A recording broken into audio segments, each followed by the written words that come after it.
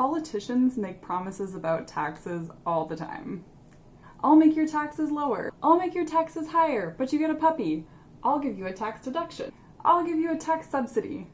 What do all of these promises even mean? Yeah, and I hate filing my taxes. Why do I even have to do it? Let's take a look. Hi, you're watching Gabby on Government. I'm Gabby and I'm an ordinary Canadian on a journey to learn about my government. Thanks for joining me on today's journey where I'll be talking about taxes. Canadian politicians love talking about how they're going to save you money through taxes. The Children's Fitness Tax Credit. Deliver a targeted tax cut. We will send a climate action incentive. We are providing a new tax credit. The reduction in taxes for middle-class Canadians.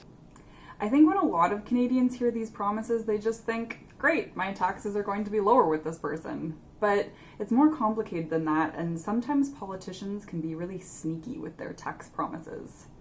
What you're being promised may be less than you think. We need to understand a bit of tax terminology to really understand what we're being promised. Just saying that makes me want to drink. Taxes are put into law through the Income Tax Act. The burden of proof is on the taxpayer, as you need to prove your tax claims to the Canada Revenue Agency, or CRA. This requires you to know and understand the law within the Act to file a tax return, or forces you to hire someone who does. Canadians pay billions of dollars every year to pay other people to sort out their taxes. Surely there has to be a better way. Why hasn't someone thought of this? Well, I lived in the UK for a few years, and guess how many times I had to file my taxes? 0. I laughed and drank wine as my fellow Canadians whined every April about filling their taxes. The UK and about 35 other countries, including Germany and Japan, do something called return-free filing. The UK kept a central database about my marital status, how many kids I had, where I lived, if I was in school, all information the Canadian government has, by the way, and used that to calculate my taxes automatically. Now, I know what you're thinking. Oh my goodness, this is the best. Why doesn't Canada have this? Well, there are a few reasons.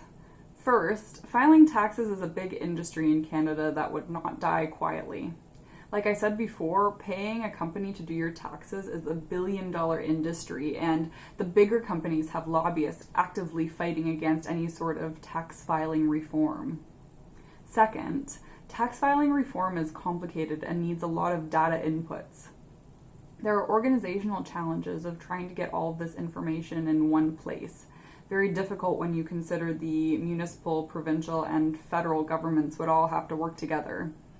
Some Canadians are also a bit skittish about having all of their information in one place. Finally, tax-free filing is unlikely to become a reality in Canada anytime soon because the people that would be responsible for the reform, our politicians, love giving out very specific tax benefits. Need to get working moms on your side? Working moms claim. Need to impress a union? Union dues tax claim. Small businesses tax claim. My cynical interpretation is that in a world of technology and data, a large portion of what tax claims comes down to are politicians wanting the ability to pander by promising money through tax claims. So, we Canadians are stuck with filing our taxes, at least for now.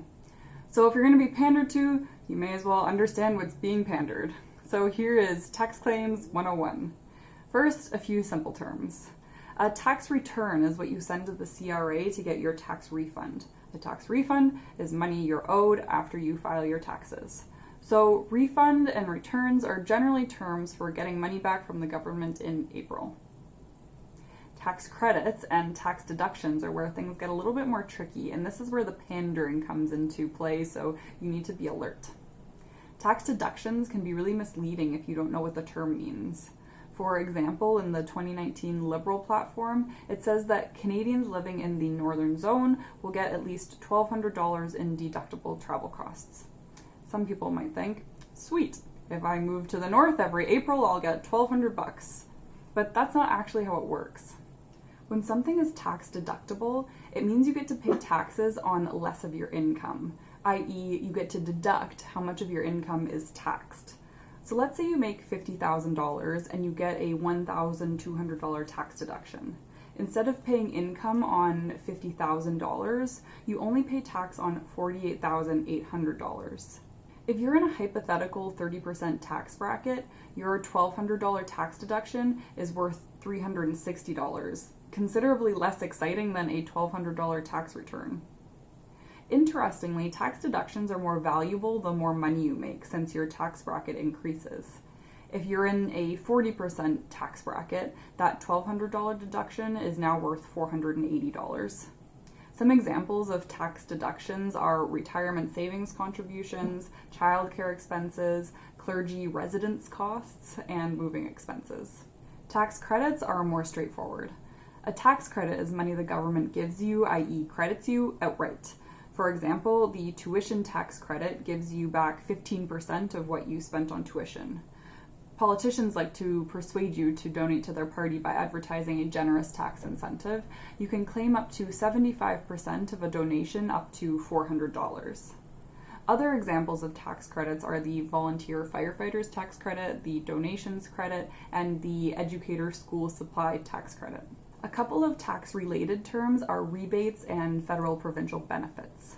A rebate is a reduction in the purchase price. For example, if you want to buy an electric vehicle like the Tesla Model 3, you can get a $5,000 rebate off the purchase price, paid for by the government, i.e. us. Benefits typically support low to moderate income households with general living costs. An example is the Canada Child Benefit, where you can get up to $550 per month for each child you have.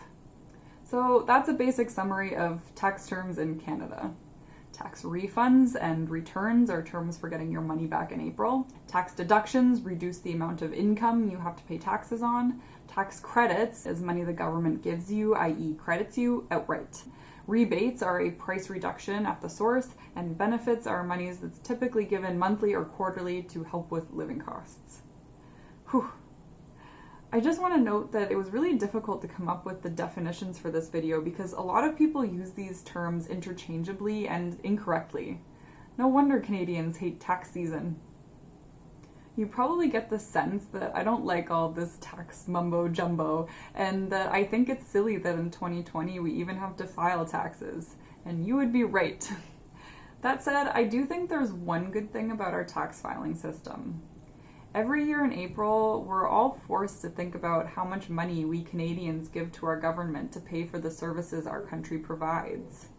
Canadians pay a lot of money in taxes, and an optimistic view is that tax season is at least a reminder to Canadians to pay close attention to how our elected representatives decide to spend our hard-earned cash. So, what do you think? Should we kiss tax filing goodbye? Do you think it's good that the government can give such targeted tax incentives? Are you still bamboozled by all this tax terminology? Let me know in the comments. Thank you so much for watching this video. I'm not a civics or tax expert, so if I got something wrong or you want to add something, let me know in the comments. I write and produce these videos as a hobby, so if you liked this video, I would be so grateful if you would leave me some encouragement by liking this video, subscribing, and checking out some of my other videos. Stay safe and see you next time. And thank you, Zoe. Thank you.